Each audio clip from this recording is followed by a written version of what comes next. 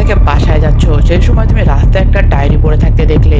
যখন তুমি ডায়েরিটা খুললে তুমি দেখতে পেলে ডায়েরির প্রথম পেজে লেখা আছে যে এই ডায়েরিতে তুমি যার নাম লিখবে সে 40 সেকেন্ডের মধ্যে মারা যাবে। তো তুমি তখন এই ডায়েরিটা দিয়ে কি করতে? তো এমনই একটা অ্যানিমে সিরিজের আজ আমি তোমাদের সামনে এক্সপ্লেন করতে যাচ্ছি, যার নাম হচ্ছে ডেথ নোট। এই ডেথ নোট সিরিজটা শুরু হয়েছে 2006 সালে, আর এটার আইএমডিবি রেটিং হচ্ছে 8.9, যেটা কিনা one of the most highest IMDb rating. আর এটাই কারণ হচ্ছে এত পুরনো একটা অ্যানিমে সিরিজ হয়েও এটা বেশ জনপ্রিয়। তো আর বেশি কথা না বাড়িয়ে শুরু করা যাক আজকের এক্সপ্লেনেশন। এপিসোডে শুরু হয় শিনিগামীদের জগৎ দেখিয়ে, যেখানে অনেক শিনিগামী রয়েছে। এখানে শিনিগামী বলতে বোঝানো হয়েছে মৃত্যু দেবতা, যাকে জাপানিজদের মতো করে বলে গড অফ ডেথ বলে। এখানে অনেকগুলো শিনিগামীদের মধ্যে আমাদের একটি শিনিগামীকে দেখানো হয়, যার নাম রিউক। এখানে সকল শিনিগামী বসে বসে বোর হচ্ছিল, কারণ তাদের মানুষকে মারা ছাড়া আর কোনো কাজ নেই। তাই শিনিগামীরা এখানে নিজেদের টাইম কাটানোর জন্য কেউ কেউ বসে বসে গেম খেলছে, কেউ কারোর সাথে কথা বলছে। কিন্তু রিউক এখানে আলাদা বসে কি যেন চিন্তা করছে। সে ভাবলো তার একটা ডায়েরি সে পৃথিবীতে ফেলে দেবে আর দেখবে কি হয়। আর এদিকে পৃথিবীতে আমাদের একটি ক্লাসরুমে এই সিরিজের মেন ক্যারেক্টারকে দেখানো হয়, যার নাম লাইট। ক্লাসে বসে থাকা অবস্থায় লাইট পড়ায় মনোযোগ না দিয়ে বাইরের দিকে তাকিয়েছিল। ঠিক তখনই স্যার তাকে একটি প্রশ্ন বলে, কিন্তু লাইট ভয় না পেয়ে কনফিডেন্সের সাথে দাঁড়িয়ে স্যারের প্রশ্নের সঠিক উত্তর দেয়। আর এর থেকে বোঝা যায় লাইট পড়াশোনায় অনেক এগিয়ে আর এবং স্মার্টও। স্কুল শেষে লাইট যখন বাড়ি ফিরছিল তখন সে রাস্তায় বিভিন্ন ধরনের নিউজ শুনতে পায় যে জাপানে দিন দিন ক্রাইম বেড়েই চলেছে। আর সে মনে মনে ভাবে যে পৃথিবী ধ্বংসের দিকে যাচ্ছে। পরের দিন সে আবার স্কুলে যায় আর ক্লাসে বসে সে আগের দিনের মতো বাইরের দিকে তাকিয়েছিল, কারণ ক্লাসে যেটা পড়ানো হচ্ছিল সেটা আগেই পড়া শেষ করে ফেলেছে। তো লাইট যখন বাইরের দিকে জানলা দিয়ে তাকিয়েছিল তখনই জানালার সামনে উপর থেকে একটা ডায়েরি পড়লো। তো লাইট সেটা খেয়াল করলো এবং ছুটির পর যখন ওই ডায়েরিটার কাছে গেল তখন সে ডায়েরিটা হাতে নিয়ে খুলে দেখলো ডায়েরির প্রথম পেজে লেখা আছে এই ডায়েরিতে তুমি যার নাম লিখবে সে 40 সেকেন্ডের মধ্যে মারা যাবে। সে এটাকে কোনো মজা ভেবে ডায়েরিটা আবার ওখানেই রেখে চলে গেল। কিন্তু কিছুক্ষণ পর তার আবার ওই ডায়েরিটা সম্পর্কে কৌতূহল জাগলো এবং সে আবার ফিরে এসে ডায়েরিটা নিয়ে বাসায় চলে যায়। বাসায় গিয়ে যখন সে ডায়েরিটা খুলে সেটার প্রথম পৃষ্ঠা ভালো করে পড়তে লাগলো, সে এখানে অনেকগুলো রুলস দেখতে পারলো যে কিভাবে এই ডায়েরিটা ব্যবহার করতে হয়। ডায়েরির প্রথম পেজে লেখা ছিল যে এখানে তুমি যার নাম লিখবে সে 40 সেকেন্ডের মধ্যে হার্ট অ্যাটাক করে মারা যাবে। আর তার নাম লেখার সময় ওই ব্যক্তির চেহারা মাথায় রাখতে হবে, যাতে একই নামে দুইজন ব্যক্তি বা তার বেশি লোক মারা না যায়। আবার ওই লোকটির নাম লেখার সময় তুমি যদি তার মৃত্যুর কারণও লেখো সে ঠিক ওইভাবে মারা যাবে। তারপর সে ডায়েরিটা টেবিলের উপর রেখে বিছানায় গিয়ে শুয়ে পড়লো আর ভাবতে লাগলো এটা কি আসলে সত্যি নাকি কেউ মজা করতেছে। তখনই লাইট বিছানা থেকে উঠে ওই ডায়েরিটা একজনের নাম লিখে ট্রাই করতে চাইলো। তারপর সে থেমে গেল। সে ভাবলো যদি সত্যি সত্যি কেউ মারা যায় তখন তো সে খুনি হয়ে যাবে। ঠিক তখন ওই টিভিতে একটি নিউজ রিপোর্ট চলছিল যে একটা স্কুলে একটা ডাকাত ঢুকে সেখানে কয়েকজন টিচারকে এবং ছাত্রদেরকে বন্দি করে রেখেছে এবং সে ডাকাতের নাম ও ছবি টিভিতে দেখানো হয়। তো তখন লাইট ভাবলো এই ডাকাতের নামটা লিখে ট্রাই করা যাক, সে মারা গেলেও কোনো ক্ষতি হবে না। সে যখন ডায়েরিতে নামটা লিখলো তারপর সে 40 সেকেন্ড অপেক্ষা করতে লাগলো, কিন্তু ডাকাতটা এখনো মরেনি। 40 সেকেন্ড শেষ হওয়ার পরও যখন দেখলো সে ডাকাতটা মরেনি তখন সেটাকে মজা ভেবে টিভিটা যখনই অফ করতে যাবে সে দেখলো স্টুডেন্টরা এবং ছাত্ররা সবাই বেরিয়ে আসতে লাগলো। তো তখন সে ভাবলো কি হয়েছে এখানে। তারপর কিছুক্ষণ বলা হলো ডাকাতটি হুদায় মারা গেছে, মানে তাকে কোনো গুলি করা হয়নি।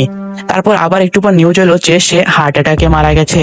তো এটা শোনার পর তো লাইট একদম পুরাই অবাক হয়ে গেল এবং সে এটাকে কাকতালীয় ব্যাপার ভেবে এড়িয়ে যেতে চাইলো এবং ভাবলো তাহলে এটাকে আবার একবার ট্রাই করা যাক। তো পরের দিন লাইট যখন স্কুলে যায় তখন সে দেখলো কয়েকজন ছেলেরা মিলে একটি স্কুলের দুর্বল ছাত্রকে বিরক্ত করছে। তখন সে ভাবলো তাহলে এই ছেলেটার নাম লিখে ট্রাই করা যাক। তারপর সে আবার ভাবলো যে না, সে যদি পরিচিত কারো নাম লিখে তাকে মেরে ফেলে তাহলে সে ধরা পড়ে যেতে পারে।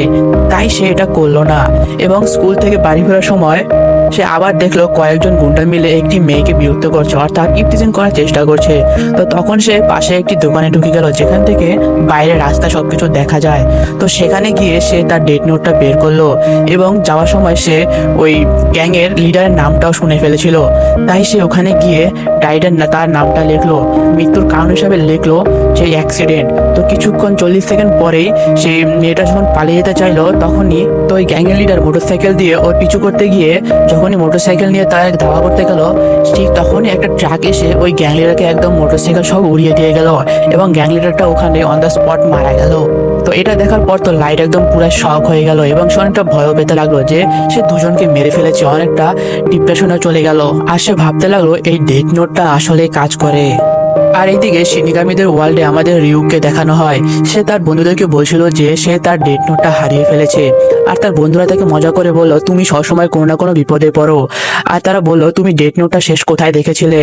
সে রিউক তখন বলল যে তার মনে হয় ডেথ নোটটা সে পৃথিবীতে ফেলে দিয়েছে।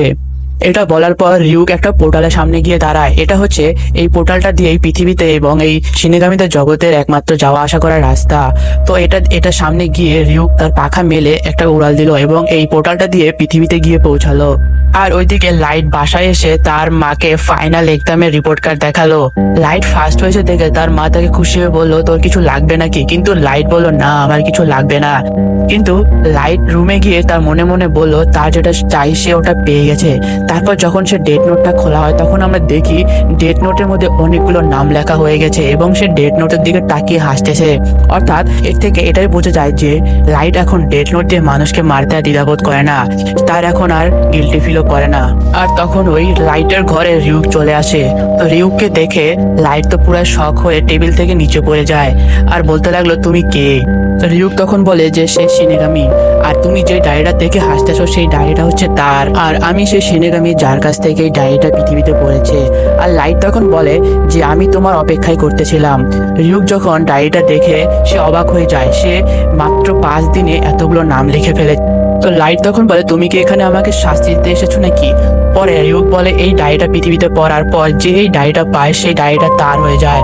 তখন এই ডায়েরিটার মালিক সেই যে কিনা এই ডায়েরিটা পড়ে পায়। আর তুমি যদি এই ডায়েরিটা না চাও তাহলে তুমি এই ডায়েরিটা আরেকজনকে দিয়ে দিতে পারো, এতে হবে কি যে তোমার সকল স্মৃতি মুছে যাবে এই ডায়েরিটা সম্পর্কে। তখন রিউক জিজ্ঞাসা করে যে এই ডেথ নোটে তুমি সবাইকে হার্ট অ্যাটাকে মেরেছো কিন্তু শুধু একজনকে অ্যাক্সিডেন্ট করে মেরেছো কেন। এই কথা উত্তরে লাইট বলে যে সে যদি সবাইকে হার্ট অ্যাটাক করে মারে তাহলে কিছুদিনের মধ্যেই কেউ না কেউ এটা বুঝে যাবে যে কেউ একজন এইসব কিছু ঘটাচ্ছে। আর যারা খারাপ মানুষ খারাপ কাজ করে শুধু তারাই মারা যাচ্ছে, তাই যারা খারাপ কাজ করে তারা খারাপ কাজ করা বন্ধ করে দেবে। এরপর রিউক বলে যে এভাবে তুমি খারাপ মানুষকে মারতে থাকলে এই পৃথিবীতে শুধু তুমি একমাত্র খারাপ মানুষ বেঁচে থাকবে। তখন লাইট বলে যে সে এরকম নয়, সে ভালো এবং সে ভালো স্টুডেন্টও। সব খারাপ মানুষকে মেরে ফেলে সে একটি নতুন পৃথিবী বানাতে চায় আর যেটার গড হতে চায় লাইট নিজে। আর এভাবে আমাদের প্রথম এপিসোডটা শেষ হয়ে যায়।